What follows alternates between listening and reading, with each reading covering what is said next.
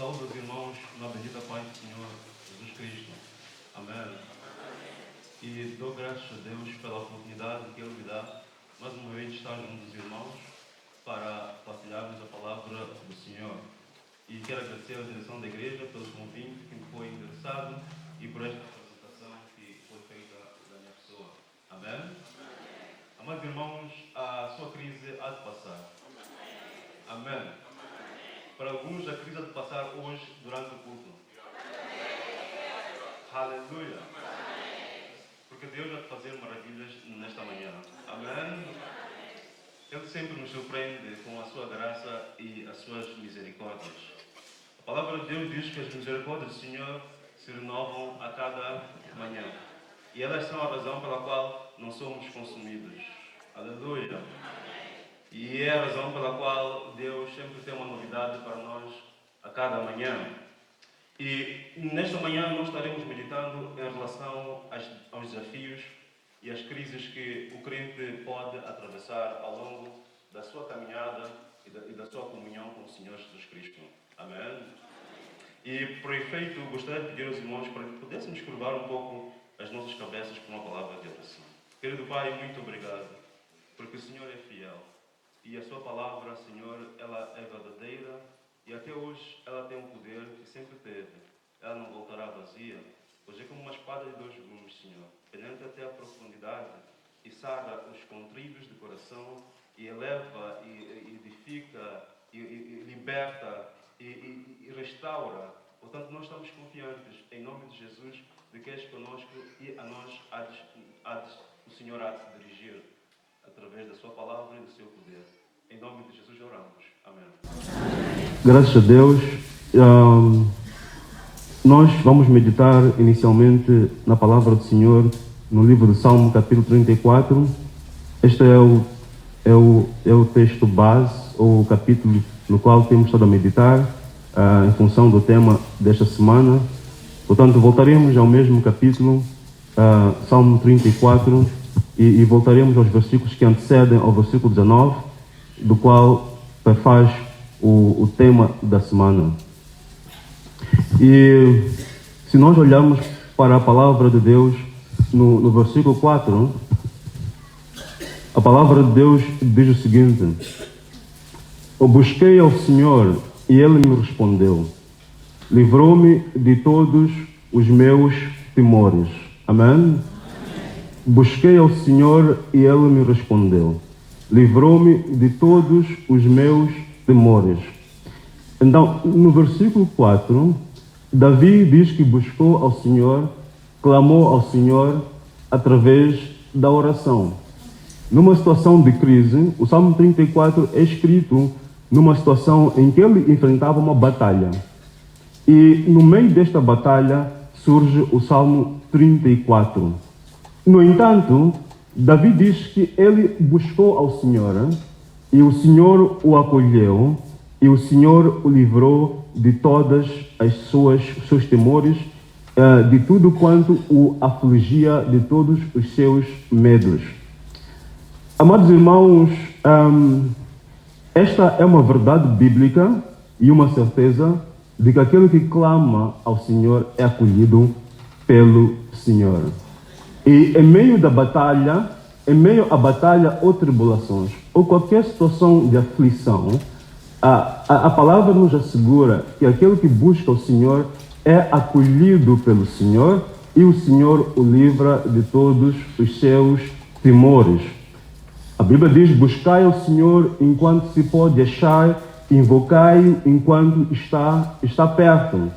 Portanto, na angústia e no desafio, é necessário que não nos esqueçamos de buscar ao Senhor, porque há certeza bíblica de que nós seremos acolhidos e seremos livrados de todo o nosso temor. Mas, amados irmãos, o processo de buscar ao Senhor, ser acolhido e encontrar livramento, ele não é uma linha reta. É uma linha que tem os seus altos e baixos. E é preciso compreendermos a dinâmica desta busca do Senhor. Porque por vezes dizemos, eu busquei ao Senhor, mas certamente buscou de acordo com os termos das Escrituras. ou achou que estivesse a buscar o Senhor de acordo com a forma que achou que seria a mais eficaz para buscar o seu Senhor. Então, olhando para o versículo a seguir, diz a palavra de Deus: olharam para ele e foram iluminados, e os seus rostos não ficaram confundidos. Durante a tribulação, nós sofremos várias tentações para olharmos para todos os lados e considerarmos usar qualquer outra coisa que alguém que nos é oferecido como solução, como alternativa ao nosso problema, a luta que nós enfrentamos.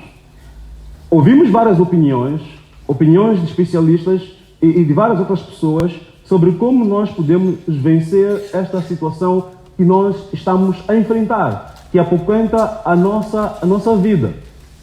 E com muita frequência, os nossos ouvidos nesta altura estão vulneráveis a ouvir e a pegar qualquer coisa que nos vem como alternativa, como provável solução.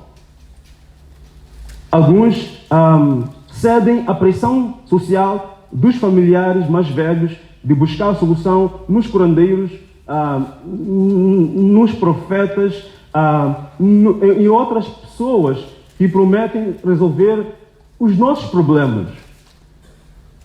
Então, sob esta pressão de tios mais velhos, de tias, e oferecem alternativas como realizar missas lá na terra, como ir consultar curandeiros, ou pegar um artefato, ou uma água especial que colocamos nas nossas bolsas ou carteiras, ou amarrar fios à volta da cintura, ou passar de um ritual como lavagem com sangue de galinhas ou de bodes, na esperança de que essas coisas poderão solucionar os nossos problemas.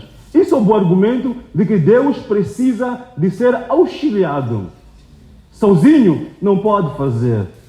Então, são vários argumentos que são trazidos para sustentar a tese de que nós não podemos apenas esperar no Senhor, mas temos que buscar soluções em outras fontes, onde há soluções. Mas, no entanto, numa situação desta natureza, a Bíblia nos aconselha que nós devemos olhar para o Senhor. No versículo 5. Por que devemos olhar para o Senhor? Porque só no Senhor é que jaz, ou no Senhor existe a resposta para qualquer e outra situação que a pessoa enfrenta na sua vida. No momento da tribulação, é o momento para olhar para o Senhor e não para os lados. Quando olhamos para os lados, nos perdemos. Mas Davi diz, olharam para o Senhor. E eu tenho que ter certeza de que, efetivamente, a minha confiança está no Senhor. E eu estou olhando para Ele e esperando nele. Por que eu devo olhar para o Senhor? Porque eu preciso de ser iluminado em relação à saída deste meu problema. No meio da tribulação, no rubro, no calor da angústia e do desafio, devo olhar para o Senhor, porque o Senhor é que ilumina a mim. O que é iluminação que vem do Senhor? É a instrução de como eu devo proceder nesta situação em que me encontro para eu poder encontrar a vitória e ser vitorioso e sair desta situação com sucesso. Quando vem a tribulação, a única pessoa que sabe o caminho e a porta da saída do problema é Deus. Quando vem a tribulação, a única pessoa que conhece a porta da saída do problema é Deus. A única pessoa que sabe quais são os contornos, qual é o caminho, o que eu devo fazer para resolver esse problema, o único que sabe é Deus. E esta informação detalhada e específica da solução do meu problema só há de aparecer quando eu olhar apenas no Senhor. Por isso que ele diz, olhai para o Senhor e sereis iluminados. Recebereis a instrução que necessitais para poderes vencer e saber como ultrapassar a situação complexa em que estás envolvido nela. Porque os problemas, esses desafios todos, são para crente. E o crente há de passar por eles em diversas fases da sua vida. E cada uma dessas situações tem em Deus um propósito especial e específico para cada um de nós.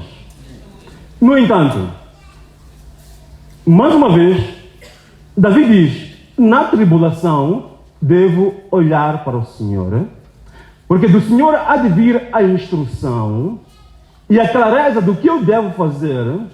E diz Davi: por conta depois de eu usar receber essa instrução e aplicá-la, não serei envergonhado. Porque o mesmo versículo diz: olharam para ele, foram iluminados e os seus rostos não ficaram confundidos. Em outras versões, não sofreram vexame. Em outras versões, não se foram envergonhados. A situação não nos envergonhou. A situação pode envergonhar, se ela dominar e destruir a minha vida.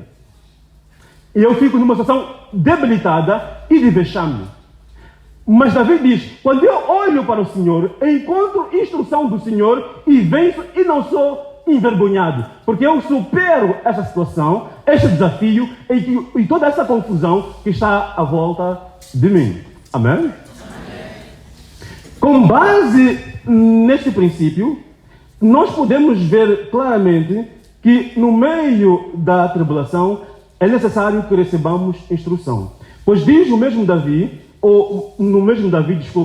no capítulo 32 do Salmo, no versículo 7, versículo 8 e versículo 9, diz o seguinte: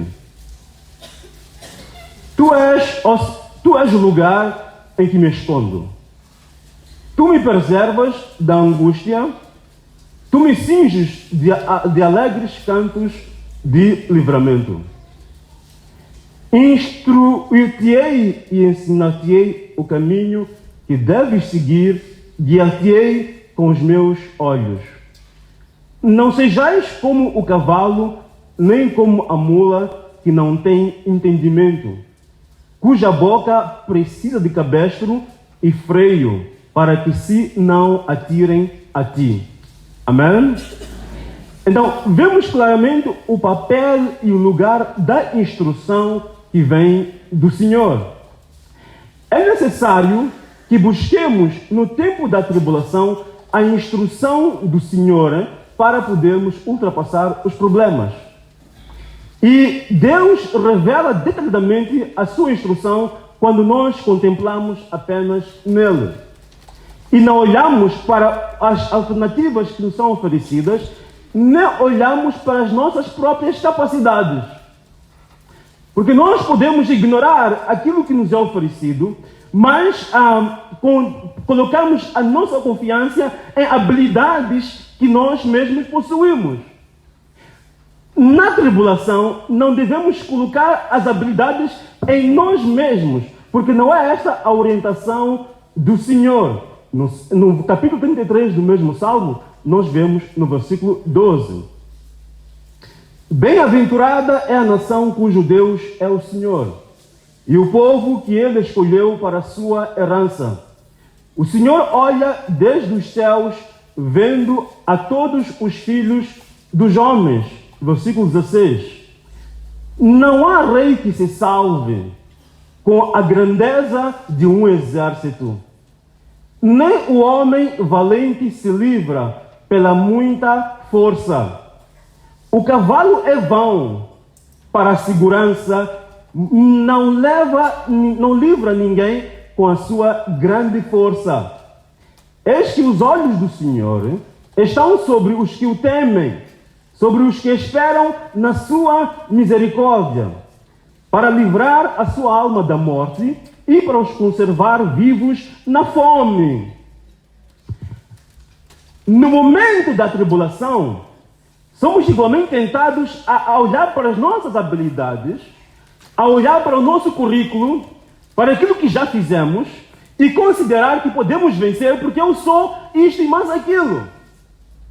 Ou porque eu conheço fulano e beltrano. Então, repousamos a nossa confiança nessas coisas.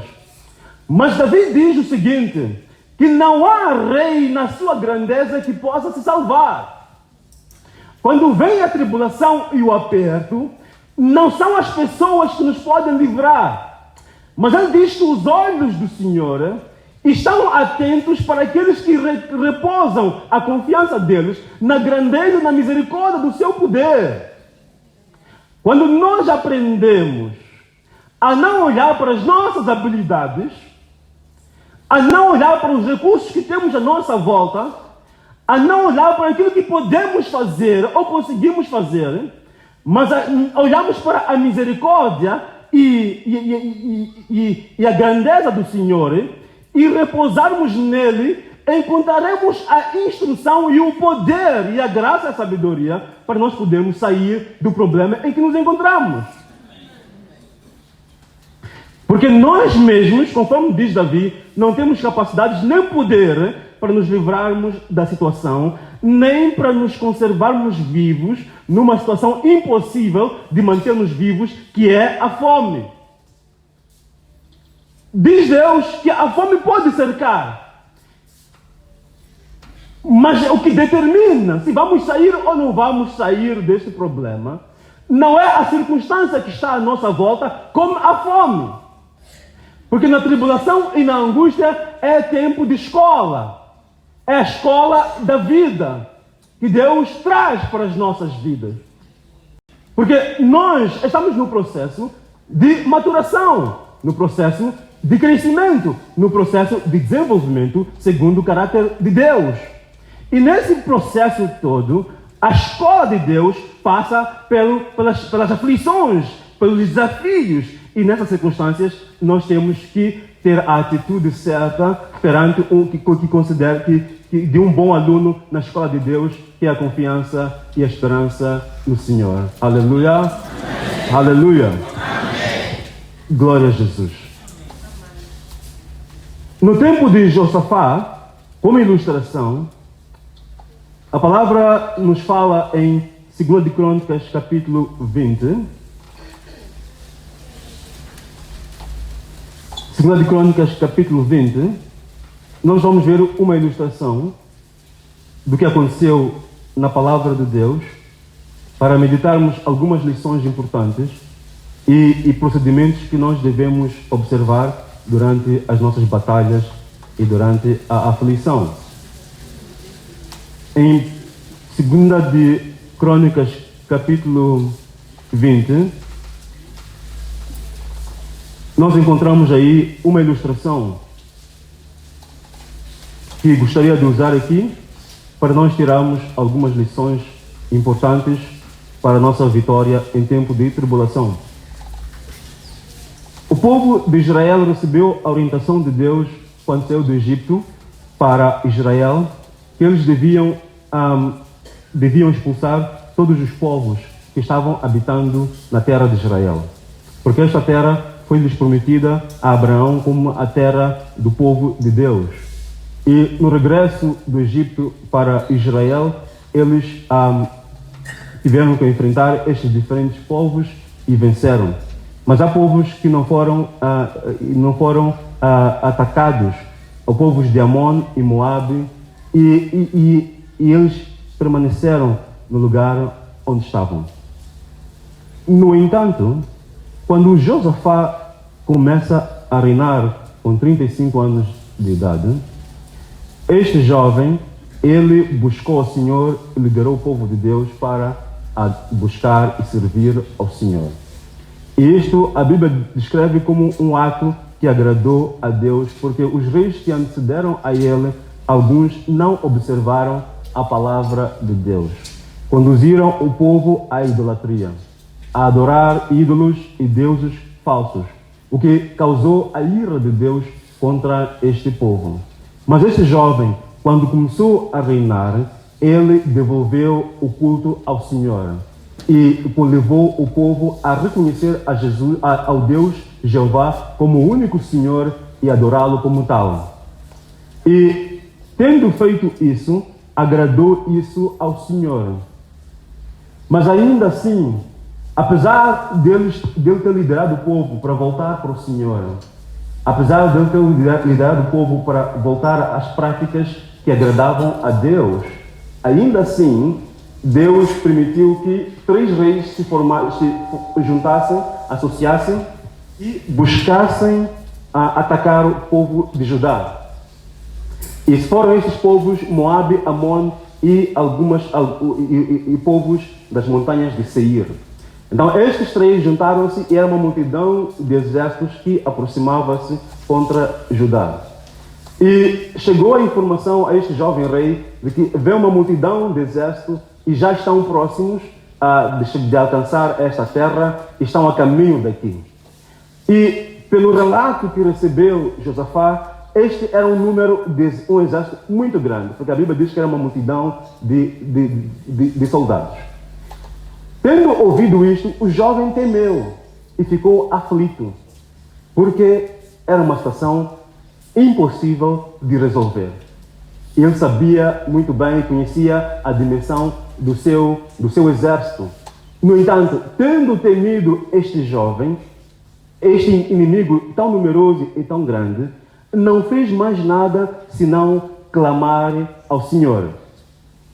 Então a Bíblia nos diz que no versículo 3 do capítulo 20, diz o seguinte: então Josafá temeu e pôs-se a buscar o Senhor e apregou jejum em todo o Judá. Quando veio a tribulação, é necessário exercitarmos a intercessão e a oração. Amém? E não podemos apenas confiar na oração dos obreiros.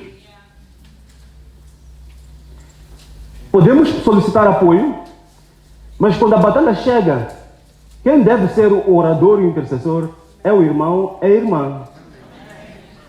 A vitória não chega sem a oração. Não adianta ficar no conforto e deixar as coisas seguirem o seu curso. É necessário entrar na guerra e a guerra faz-se com oração. E ao longo deste processo de oração é desenvolvido a habilidade de orar. E é desenvolvido um intercessor e um guerreiro de oração, que é o que cada um de nós aqui deve ser. Aleluia! O Senhor Jesus Cristo orava toda noite. Afastava-se dos discípulos para orar e ficava orando toda noite. Aquele que é filho de Deus, que tem poder, orava toda noite. Quem sou eu então para dizer que não devo orar e devo ficar relaxado? Quando a batalha chega, não é para desmaiar, é para orar, é para interceder. Porque aí há de se formar um guerreiro de oração. A nossa vida é uma vida de oração. E temos que exercitar e praticá-la. E é uma vida, não é de oração de 15 minutos, 10 minutos, mas é uma vida de alguém que reserva tempo, horas para orar, para louvar, para falar com Deus, passar tempo na presença de Deus. Isso também tem benefícios em relação ao crescimento espiritual. E não só a revelação de coisas que eu não sabia sobre diversos assuntos. Pois que durante a oração, Deus se aproxima e manifesta e fala com aquele que está orando. Aleluia! Amém. Então, a oração é primordial para vencer as batalhas. No entanto, este jovem rei, ajuntou o povo e disse: vamos orar, vamos buscar o Senhor. Porque estamos sendo atacados e não podemos ficar indiferentes face a este grande inimigo que se avizinha da nossa casa. Este inimigo podem ser as drogas, este inimigo pode ser o trauma que eu tenho de infância por maus tratos. Este inimigo pode ser a autoculpa que eu me auto-inflijo por coisas que eu pratiquei no passado e que a minha mente acusa-me de dia e de noite e é um peso para mim. E tem sido a razão pela qual eu caio em depressão com frequência. Então, quando isso acontece, é tempo de buscar ao Senhor e de praticar a intercessão e a oração. Agora, quando nós buscamos ao Senhor, precisamos de perceber qual é a atitude ou como é que nós fazemos isso. Quando nós buscamos ao Senhor em oração e possivelmente em jejum também, nós temos que ir ao Senhor com argumentos. E estes argumentos que levamos para o altar do Senhor em oração devem ser fundamentados na sua palavra, nas suas promessas. O jovem crente, ou este jovem rei, quando foi diante do Senhor, no versículo 6, ele diz, e disse, Senhor Deus, de nossos pais, porventura não és tu, Deus nos céus? Pois tu és dominador sobre todos os reinos das gentes, e na tua mão há força e poder. E não há quem possa resistir. Porventura, ó Deus nosso, não lançaste tu fora os moradores desta terra, de diante do teu povo de Israel, e não adeste a semente de Abraão, teu amigo, para sempre? E habitaram nela e edificaram nela um santuário ao teu nome, dizendo, se algum mal nos sobrevier, espada, juízo, peste ou fome, nós nos apresentaremos diante desta casa e diante de ti, pois o teu nome está nesta casa, e clamaremos a ti na nossa angústia, e tu nos ouvirás e livrarás. O que levou Josafá perante o Senhor foi, primeiro, o louvor e a adoração a Deus, reconhecendo quem é o Senhor. Mas depois trouxe os seus argumentos, que eram fundamentados pelas promessas de Deus. Foste tu que falaste isto, ó Deus. Foste tu que disseste isso sobre nós, e em situações do gênero, tu disseste o que nós devíamos fazer, ó Deus. E nos apresentamos diante de ti, de acordo com aquilo que tu disseste, ó Deus. A oração, a intercessão, deve ser baseada na palavra. Eu, quando vou a Deus para apresentar a minha situação a Deus, eu devo ir através da palavra. O que eu levo para Deus em oração é a palavra de Deus. São as verdades que Deus colocou aqui na sua palavra para mim. São as promessas de Deus para mim. Isso é o que eu exponho diante de Deus como meus argumentos para me aproximar diante do Senhor. E nesse momento é necessário conhecer as promessas do Senhor. Saber o que Deus fala sobre mim. Saber o que Deus fala sobre a situação. Porquanto que a oração que Deus ouve é aquela que ele é sustentada pela sua palavra. Então diz, o Senhor falou, o Senhor disse, e o Senhor pronunciou isso, então nós nos aproximamos a ti. Para que eu possa orar de acordo com a palavra de Deus, eu preciso de estar familiarizado com a palavra do Senhor. Então, mais uma vez, na hora da tribulação, nós temos a intercessão, o jejum, e também temos a leitura, a meditação da palavra de Deus. A luta e a minha peleja, sem a palavra de Deus, é peleja na ignorância, sem informação estratégica para eu poder vencer. A luta sem a palavra de Deus é a luta na ignorância, sem informação estratégica para eu poder vencer. Para eu poder vencer o inimigo, preciso de informação estratégica para que eu possa saber como vencer e como ultrapassar esses desafios. E essa informação estratégica é a palavra de Deus, que eu consumo a ela regularmente, que vai ser a base que eu vou orar e vou saber como devo discernir os espíritos. Então, sem a palavra de Deus, não tenho informação suficiente para vencer a minha situação. Porque não tenho suficiente bagagem ou bases que me vão orientar para vencer o meu desafio. E cada um dos desafios que enfrentamos é especial. E a palavra de Deus, ela nos orienta especificamente para vencer cada situação, porque cada situação é diferente da outra. Aleluia! Não se vence a batalha pelo conhecimento humano. Vence a batalha espiritual pelo conhecimento da palavra de Deus. Porque ela é a espada que nós agarramos, de acordo com Efésios capítulo 6. Ela é a espada que nós agarramos, de acordo com Efésios capítulo 6.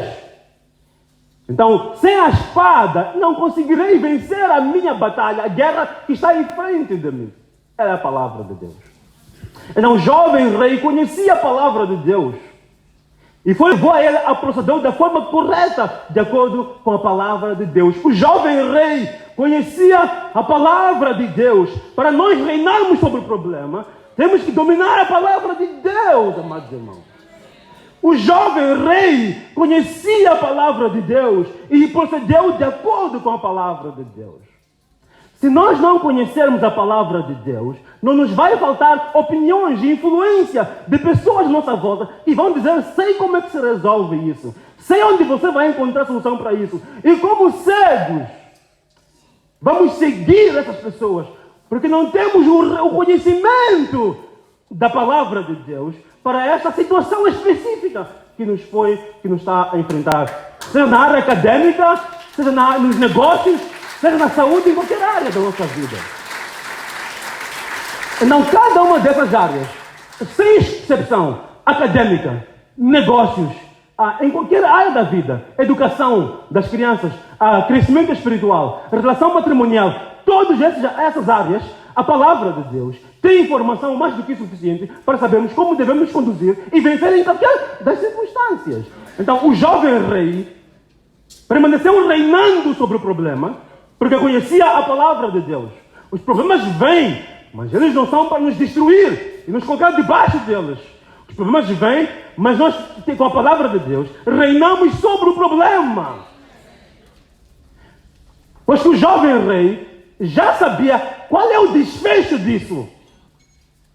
Porque a palavra de Deus já dizia de antemão qual é o desfecho que vai encontrar este jovem rei se seguir de acordo com aquilo que está escrito. Então, era um jovem rei, estava na posição de comando e conhecia a palavra de Deus, estava instruído em como enfrentar as batalhas. Antes teve medo, levou a palavra de Deus e enfrentou a palavra de Deus e liderou o povo todo para o caminho da vitória. Quando nós temos a palavra de Deus, lideramos aqueles que estão à nossa volta para o caminho da vitória. Porque a vitória jaz no conhecimento e na aplicação da palavra de Deus. Aleluia! Amém. No entanto, no versículo 13, diz o seguinte a palavra de Deus: e todo Judá estava em pé perante o Senhor, como também as suas crianças, as suas mulheres e os seus filhos. E no versículo aqui, depois de clamar, o povo estava em pé diante do Senhor. Amados irmãos, quando nós olhamos para o Senhor e buscamos o Senhor, e permanecemos confiantes no Senhor, em meio à tribulação, vem a instrução que nós devemos receber para enfrentar o problema. Vem a instrução que nós devemos receber para enfrentar o problema. Os irmãos já tiveram entrevistas várias vezes com o pastor Custódio e já tiveram situações difíceis em que não sabiam o que fazer, mas depois de falarem com o pastor Custódio, ele abriu a boca dele e orientou os irmãos em diversos aspectos e instruiu-os como fazer, e os irmãos seguiram e os irmãos venceram. Alguns de vós que aqui estão sentados. De onde é que veio a instrução? Veio do Senhor sobre este homem, sobre este servo de Deus, para saber que instrução específica deve dar para a sua situação. A instrução específica é dada e revelada por Deus, e Ele dá isso. E de fato, quando nós olhamos no versículo 14, diz a palavra de Deus: então veio o Espírito do Senhor no meio da congregação sobre Jaziel, filho de Zacarias, filho de Benaías, filho de Jeiel, filho de Matanias, levita dos filhos de Asaf. Veio o Espírito do Senhor. Não quiseram saber quem de vocês aqui sabe manejar a espada. Não foi isso. Temos aqui um soldado, um capitão de guarda que pode nos ajudar a vencer isso. Temos aqui homens valentes. Não foi isso. Clamaram, esperaram em pé diante do Senhor. Hein? O que aconteceu depois? Veio o Espírito do Senhor para falar. Porque o conhecimento e a instrução da vitória vem do Espírito do Senhor, que o instrui o povo que volta para Ele e teme ao Senhor, mas espera no Senhor. A espera no Senhor tem várias características.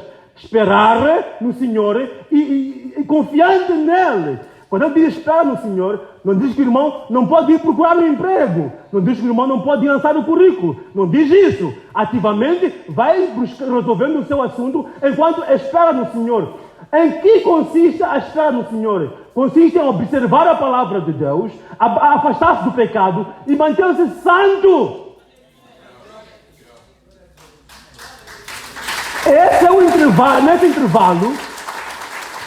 intervalo, eu tenho que cultivar a santidade. Tenho que cultivar a obediência do Senhor.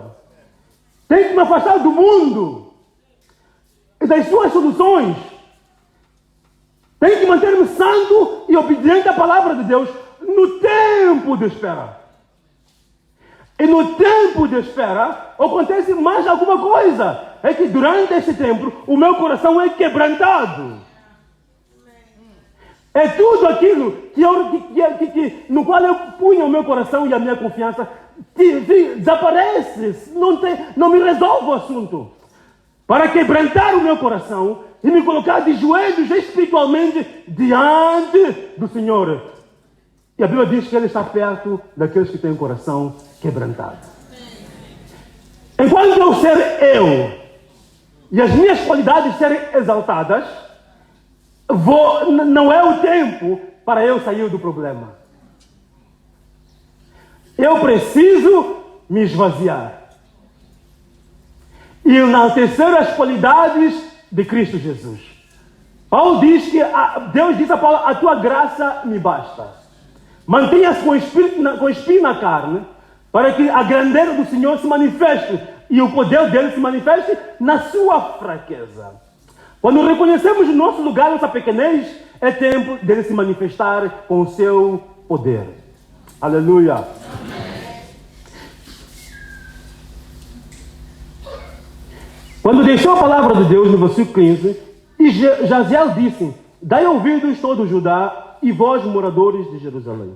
E tu, ó rei Josafá, assim o Senhor vos diz: não temais, nem vos assusteis por causa desta grande multidão, pois a peleja não é vossa, senão de Deus.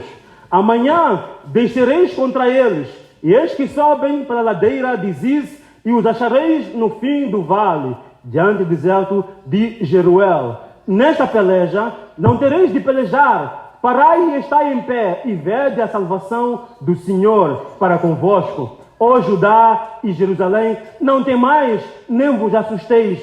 Amanhã saídes ao encontro, porque o Senhor será convosco. Então Josafá se prostrou o rosto em terra, e todo Judá e os moradores de Jerusalém se lançaram perante o Senhor e adorando o Senhor. E levantaram-se os levitas dos filhos de Coatis e dos filhos dos coraitas para louvarem ao Senhor, Deus de Israel, com a voz muito alta.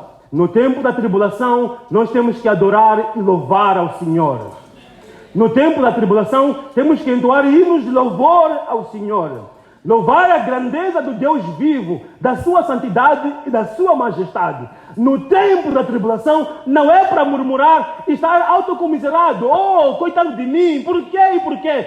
Não é essa atitude no tempo da tribulação. No tempo da tribulação é tempo de júbilo, de glorificar ao Senhor. Porque Ele diz: regozijai-vos sempre. Mais uma vez digo, regozijai-vos no Senhor. Então, no tempo da tribulação, é tempo para pegar o inário, aleluia, e entrar no quadro de glorificar ao Senhor.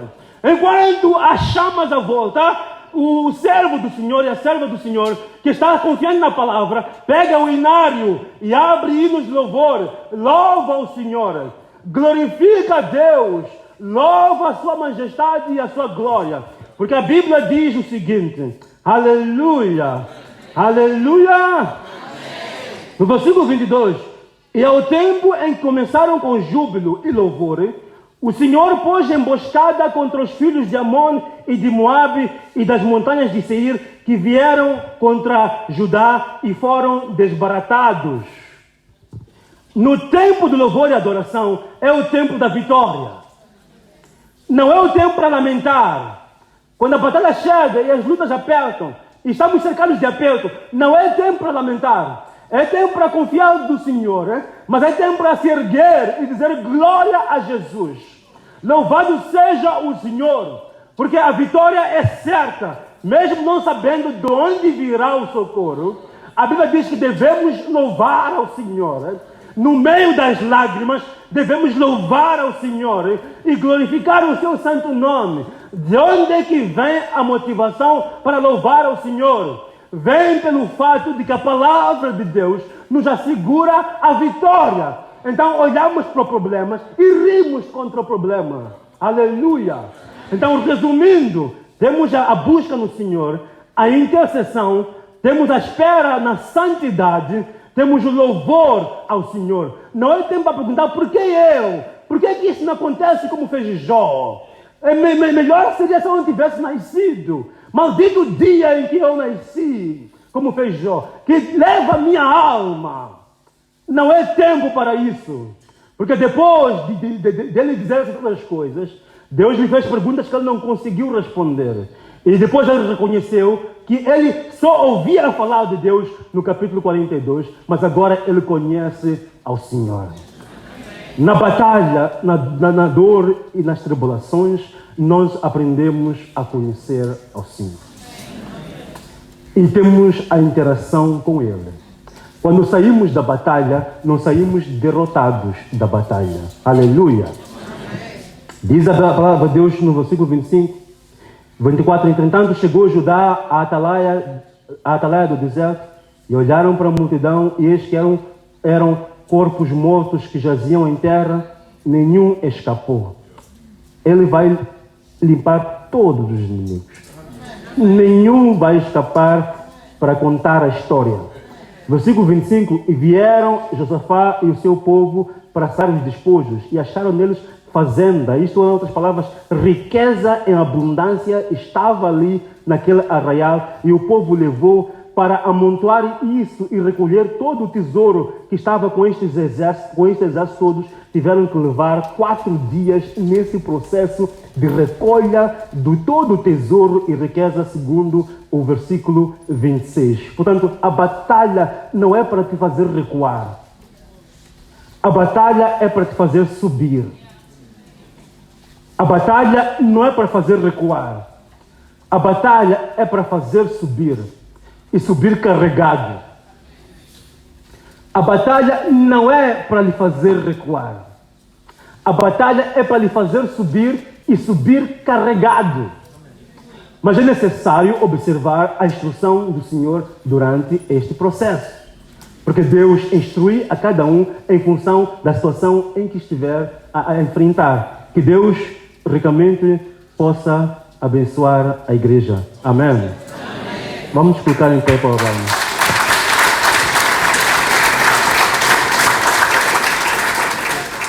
Vamos orar. Pai, em nome de Jesus Cristo, eu quero agradecer pela sua bondade e misericórdia e pelo seu grande amor e pela sua bondade e misericórdia. Tu és digno, Senhor, de receber toda a honra e toda a glória. E quero acreditar que Tu estás aqui neste lugar. Oh, Todo-Poderoso, dou-te graça e te louvo, te bendigo porque Tu és santo. Tu és digno de toda a honra e toda a glória. Aleluia. Obrigado porque és digno de toda a honra e toda a glória, Pai Celeste. Em nome de Jesus Cristo, ó Deus Cristo, eu quero clamar e pedir a tua bênção.